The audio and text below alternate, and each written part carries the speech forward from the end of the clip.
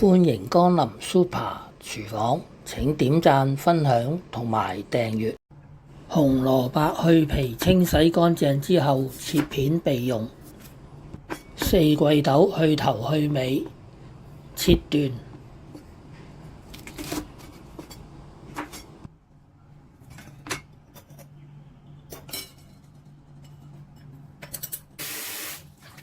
將四季豆沖洗乾淨。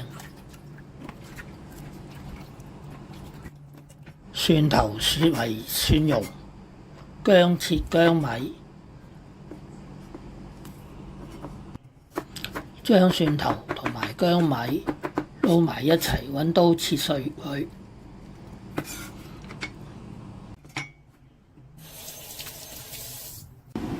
煲一大煲水，水滾啦，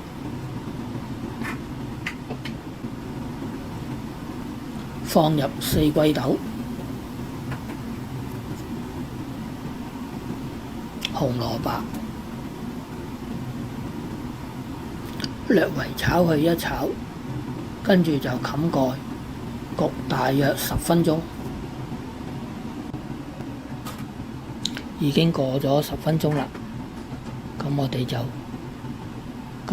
滗起啲四季豆同埋啲紅蘿蔔，開大火落油，爆香啲蒜蓉同埋薑米，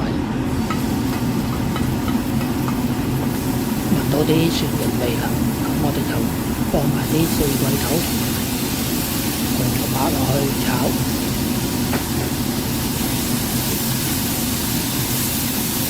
炒佢一陣，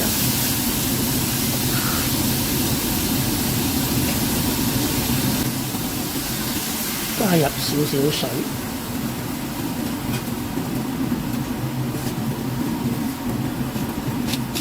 再加少少鹽，將佢炒勻。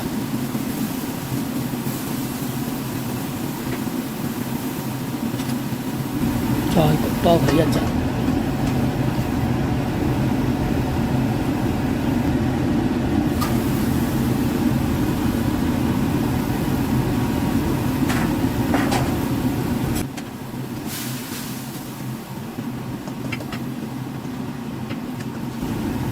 咁樣就可以滗起佢㗎啦。咁樣就完成咗呢個蒜蓉扒四季豆啦。